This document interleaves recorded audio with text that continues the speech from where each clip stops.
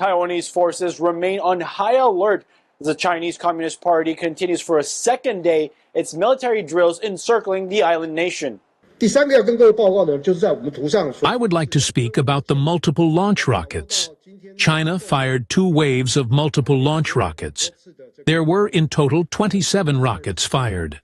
I want to seize this opportunity to let the media know, and as the spokesperson just mentioned, that this targeted military drill is not only to intimidate Taiwan, but also severely influences international transport security. The Chinese Communist Party's military drills simulate a total blockade of Taiwan and are disrupting commercial activities in the region. Chinese around Taiwan are not exercising, they're not training, except in a certain sense. This is rehearsal. And they have the capability to go after Taiwan. They appear to have the will, and really it's just a question of when and what they're going to do.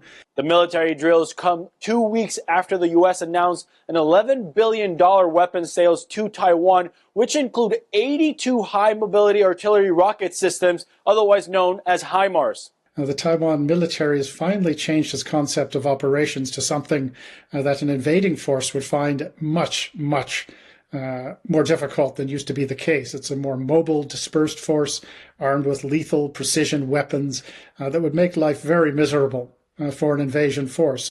Last week, the U.S. also announced new investment in naval power with the construction of the USS Defiant, the first Trump-class battleship. Now, they've got something like 28 ships or so, including Coast Guard ships, in and around Taiwan at the moment.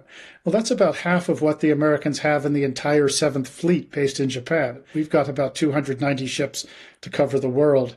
They've got well over 300 and more if you include their Coast Guard ships that are actually warships.